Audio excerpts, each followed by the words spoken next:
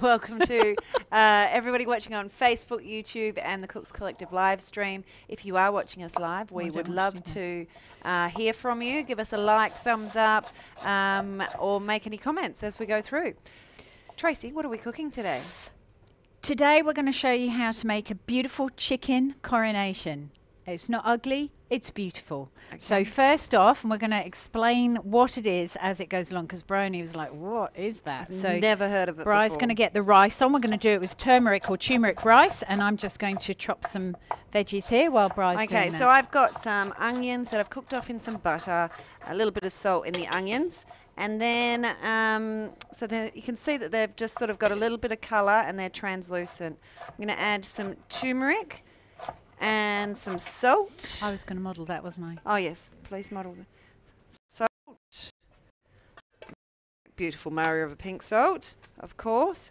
And, oh, not water, rice next. So we are going to just sort of coat that rice, toast it a little bit with the turmeric and the onions. I love the way that when you're doing that, you're actually just like introducing the rice to the onions, like as if they're two people. I like rice. Yeah. Hello, here's onion. Yeah.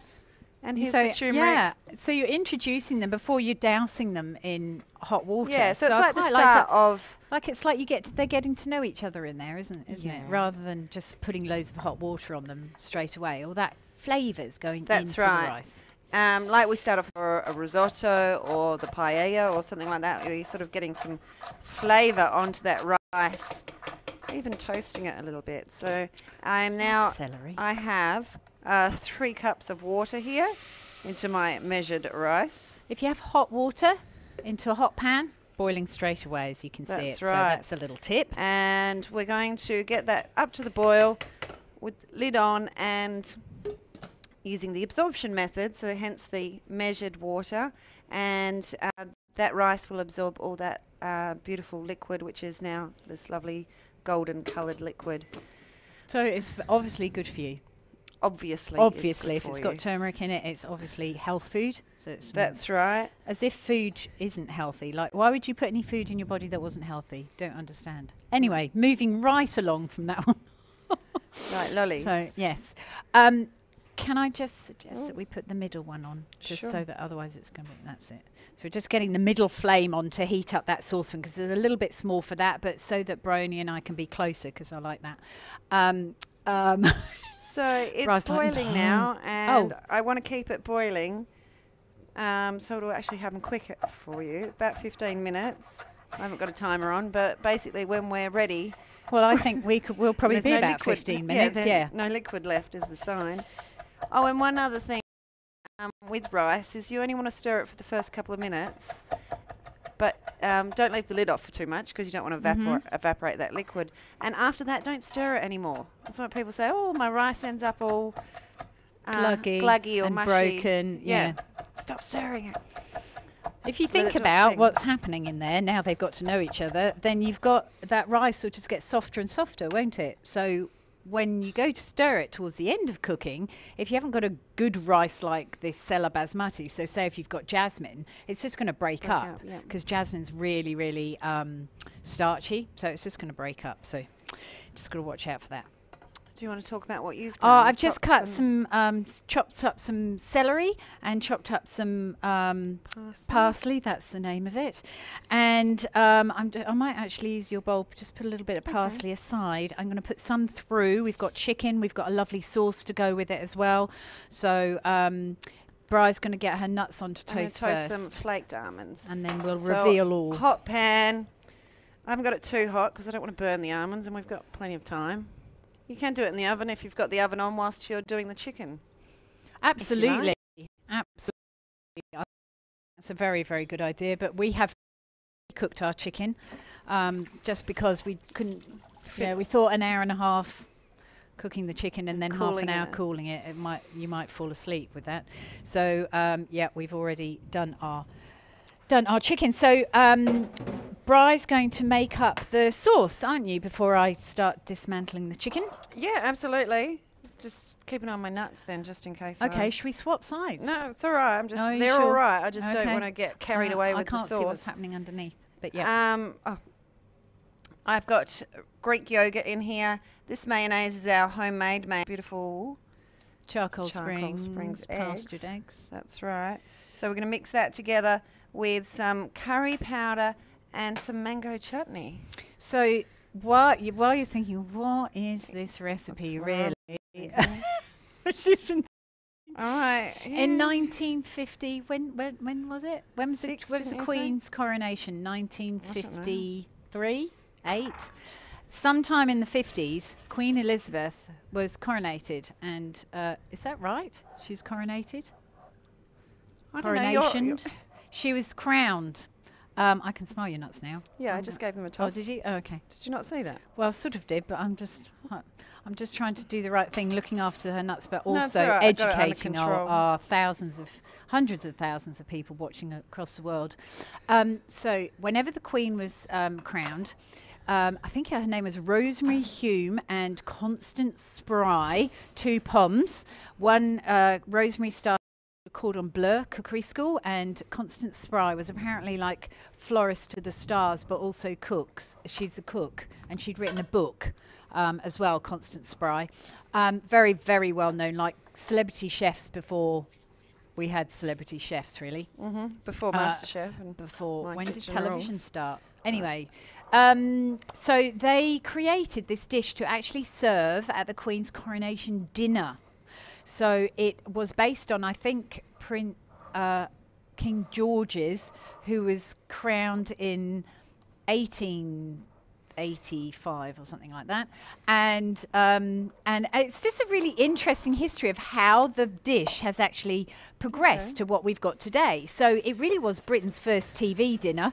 So we've got crunchy celery, fresh crunchy celery. We've got this rich, luscious curry powder, a mayonnaise type thing is just so yummy. Think of curried chicken sandwiches. Like really, if someone made me... Oh yeah, curried egg sandwich. I was gonna say, I've never had a curried chicken Well, you can, sandwich and you can with do that, a chicken coronation sandwich filling. Delicious. And the mayonnaise with yogurt sort of lightens the mayonnaise. Well, that's how we've modernised it a little bit. Right. I think the original recipe was boiling down red wine and stock and this and that and the other and all sorts of aromatics and stuff. But that's not really a meal, is it? Really? So, no.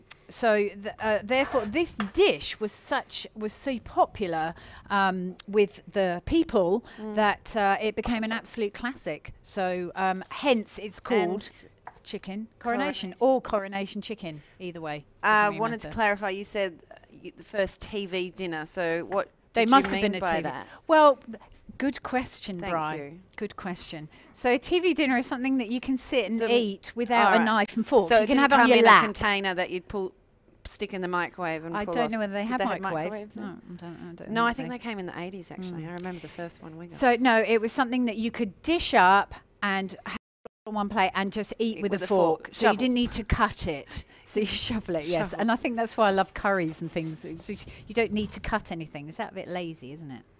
But it's actually really nice just eating and enjoying enjoying what you're eating. So the mayonnaise, if you haven't got your own homemade mayonnaise, check out our 1 minute mayonnaise on the Cooks Collective because it's so quick and easy to make and it's so delicious.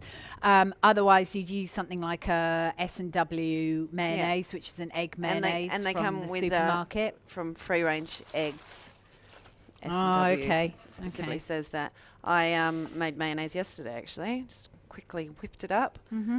It's so quick and easy to make, isn't it? So we've got a little roasted chicken here, free range chicken. We've rubbed it with the Cobram extra virgin olive oil, the nice Australian one, and Murray River salt flakes and a little bit of cracked black pepper on there as well. And we've got loads of lovely juices in here because we put it in a nice snug pan. So it's really important. So the juices didn't evaporate. Yeah, if you want. And so I'm going to keep those juices. Yes, well I was just going to put all the bones in here, back in here, and then we can tip it into a snaplock bag, pop it in the freezer. When we're ready to make our a batch of chicken stock, we've already got the bones roasted and some of the beautiful juices, and it will make the best. Yeah, we certainly don't waste any of that. So I'm just going to set that aside and just get my little chooky out here. So is it my turn now to do my nuts are done. I turn them off. They're beautiful, aren't they? Put them into here to cool a little bit. If I can get them in there. Yeah. Doesn't matter. If you tumble your nuts onto the bench, it doesn't matter. All right, so the anatomy of a chicken. So we have the chicken breast up here. We have the 2 legs with the thighs going down around underneath and the wings there. I'm just going to move the olive oil. So I feel if I get a bit excited, it could go on the floor. Yeah. And if you turn the chicken over on the back, there's 2 little round bits here, and they're called the oysters, and they are the best bits. They are. So when my sister and I were little, and every Sunday we used to have a Sunday roast, Dad used to save us 1 of the oysters each. So there's 1. And it's just such beautiful tender meat because it's just tucked in there on the backbone. So just pull the thigh away as well. If you can get a little bit out of there, fantastic. I missed it on here. Can you see? So we'll just make sure that we've got that bit of meat in there because it's quite a nice bit of meat there. So we've now got the 2 legs and Maryland, and which the is other the thigh oyster. and the leg. And the other oyster out of there. Got that. So Oh, I thought this one had 3 oysters for a second. Yeah, no, that's a bit confusing, isn't it? That was the leg bit that I didn't get, but I got that bit. So then what I would do is take the wings off, pop your fingers right into those joints to get all the meat off the wings. And the little trick that I like showing people, this is perfectly a perfect temperature for pulling apart this chicken now because it's not overly hot, but it's still warm, so it'll come off a lot easier. I think this part here, don't you think I can't throw that away? What I would be doing is either if I wasn't going to eat that, then not the whole thing like that. I'd never do anything like that. I'd pop it in my stock. Yeah. Because that would make it taste really nice. That's right. And in here, if you stick your finger in between the the 2 chicken breasts here, that I can feel that the wishbone's actually broken, but I'll take out one side. Dear. Yeah. So I wish if we ever true. had one, I don't think it'll come true because we can't do that. But there you go. There's the wishbone. Now, having taken out the wishbone from there, it just means you can get your fingers right in there and take off the breast in one piece. And if you were carving it, it means you can carve that breast a lot easier. Much easier.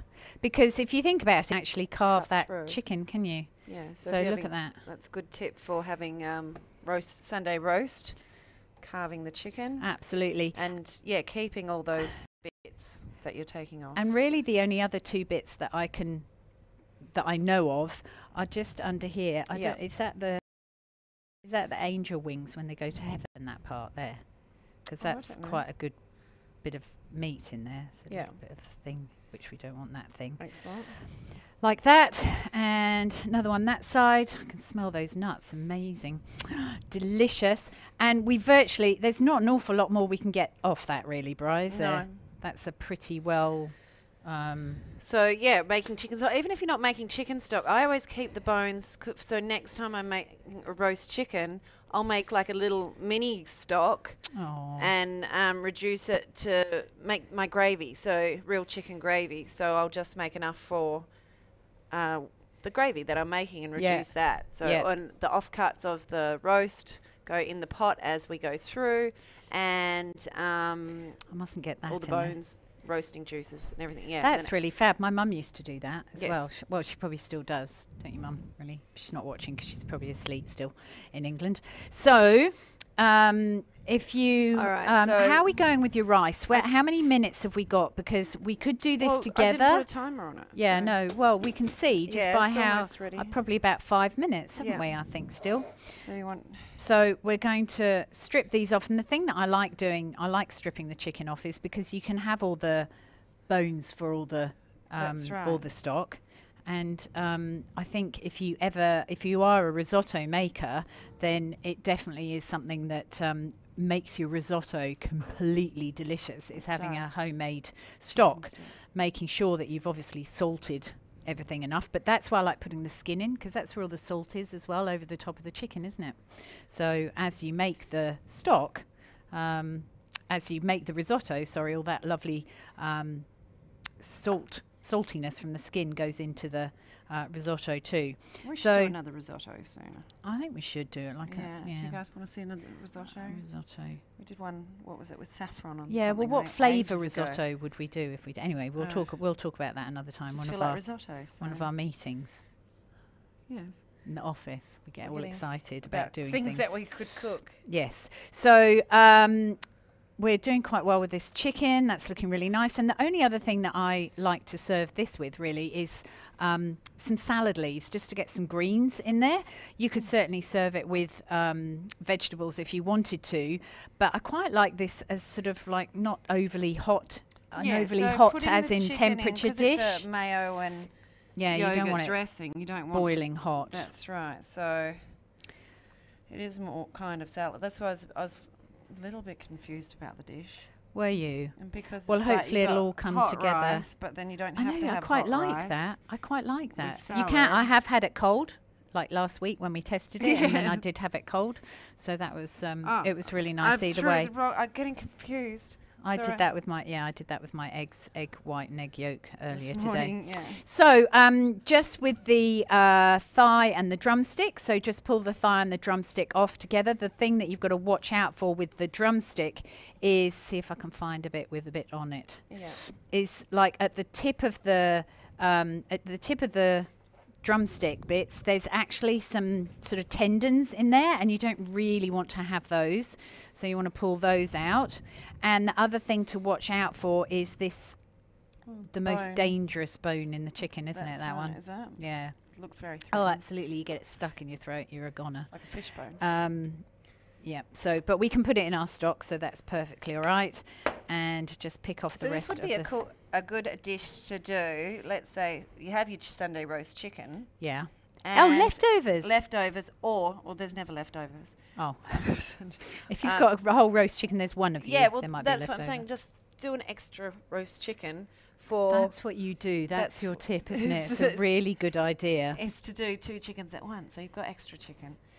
To whether it be sandwiches, but as you said, like the curried chicken sandwich is pretty good. Oh, delicious! Let me tell you, absolutely delicious. Our fresh sourdough that we've been making all week. Yeah, very yummy. So I'm almost ready on the chicken. Okay. No, what's this? So that's there's loads of chicken there. So we've got all the bones left over as well, so that'll go in a snaplock bag in the freezer until we're ready to use them. Do not throw that away. We can get very important. I've actually got, look, I'd also chuck those in as well, because we've got a few parsley stalks from the parsley earlier. You could put a couple of little bits of celery in there. We've virtually got stock ready to go anyway, so you might as well pop it on there. I'm just going to wash my hands and I'll be back. So can you put the chicken in the bowl? Oh, I can then, can't I? So helpful I am. Helpful I am. All right, so you go wash your hands. And, or are we mixing that? What are we going to mix that with? We're going to mix that with the sauce. And then that's the chickeny part done. Right. Then once the, about half the nuts, I would say. Yeah. Because we want some nuts on the top, so it looks pretty. And we want, just getting this to wipe my hands. And I'm sort of imagining that that's spoons. Just about done, isn't it? Yeah, big spoons here. So we've got the plate. I'd go to coat a bit before. Did you? Saturating. I know, you've been very, very good. But I like that. So it's got to be saucy, right? Because you've got the leaves on there as well. So we've got some leaves that we've washed, and no, they're not dressed because we've got this, haven't we? Sauce, yes. Yeah, that's why I was hesitant with. Yeah, very, very good. If in doubt, sort of hold back. But you're not holding back. But I'm so familiar with this this dish. I've got this wonderful picture of my mum in a white outfit for I think it's a silver jubilee in our garden. With an English flag, and we probably had chicken coronation that day as well. Probably. So look at that, it's beautiful. I love it. Yum. Oh, so nice. I could just sit and eat that. How's the timing on that? The timing's perfect, but we knew that was going to happen, didn't we? So what I'm going to do for this is just get this plate looking fab in the centre there, I'm going to pop some leaves down the centre. And look, you don't have to put it on a platter like this. Is this but the we're traditional plating? No. For the Queen? Like No. I don't know. I should have rung her before, shouldn't I? And just checked about that. Oh, can I pop in? Oh, I've got steam coming up to the top camera. But I want to show you. I'll go back over Yes, well, you know you can. I'll just move back out of shot. How awesome this rice looks. Look. So that's just a little bit of turmeric and onion. You know, just for something different with rice. It's so funny, every time we do stuff in the kitchen, oh, I'm going to do that this week. I'm like, I swear I'm going to do the turmeric rice this week. Oh, I had curry last night. What did we had turmeric rice this week for something. Anyway, yeah, Coronation chicken that you ate. Was it? Yeah. I thought it was something else, but you weren't at home, so you wouldn't know. Wasn't at your home. No, you weren't at my house. Yeah. So a little bit of rice on there as well, not quite right up to the edge if you can manage it. If you can't manage it, that's okay. But as I say in class, it's just nice to have a little bit of white framing around the plate. Like a picture. Yeah, like a picture. And then we'll put some more nuts on the top like this. Sprinkle, sprinkle like that. A little bit more parsley like that. And I think that is a dish fit for the Queen, don't you?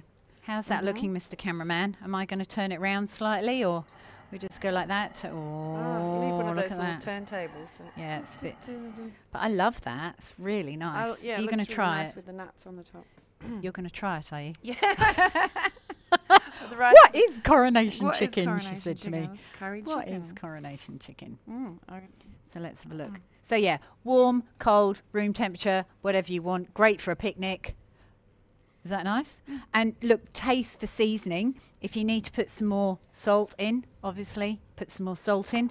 But I think with the yogurt, it lightens it up a little bit and makes it. I think my mum used to make it with condensed chicken soup. A can of condensed chicken soup and some mayonnaise or something like that. Hellmann's mayonnaise. Lovely. Yeah.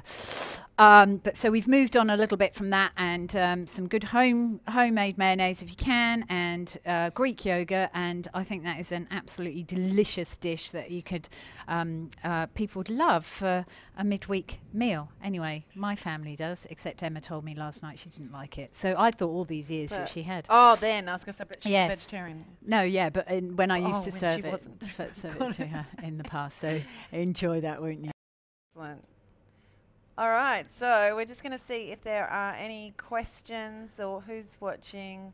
Hello from Ali Berry. Hello, Ali Berry. Hello, Ali Berry. Okay. Hello. We did so well. Obviously, there are no questions whatsoever. No, that's right. Well, or everyone's going, oh, I don't know whether I'm going to cook that, but do, because it's really. But just make it as sandwiches. You can just try for chicken breast and chop that up and make it into chicken coronation sandwiches. As a quick, easy dinner, let's say you pre-roasted the chicken. Leftover chicken. And you could just do some breasts, couldn't you? It's really nice because it's got that slight sweetness of the mango in there as well. Right, so the mango chutney is just a little bit of sweetness in there, and the nuts are nice and crunchy. Leave out the celery if you really don't like celery, but I think it adds a lovely crunch. Did you get any celery? I did not get celery. I'm not a celery fan. Oh, aren't you? Okay. But I will try a piece of celery. I love celery. So what you could do it with cucumber, actually, if you didn't want to put celery in there. If you're having it cooler, you could do it with cucumber. I quite like that. So next week we have a new presenter joining us next week, don't we? Can you hear that? Is that next week?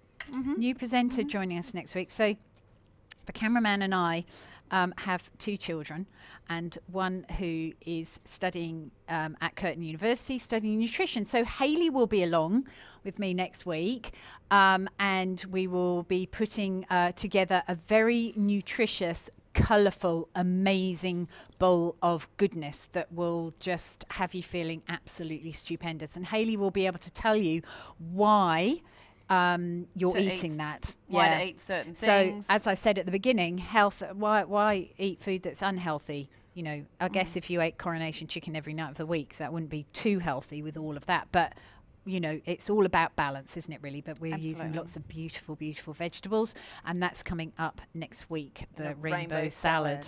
I think we have a question in, actually. Karen Moons asks, do you need to wear a tiara Oh, Karen. Yes, Karen. Do you need to wear a tiara? Yes, absolutely. When eating or cooking? No, when eating, I think, and around the table. And yeah, just maybe use a knife and fork, Karen, as well, if, just in case the Queen actually sees you eating it.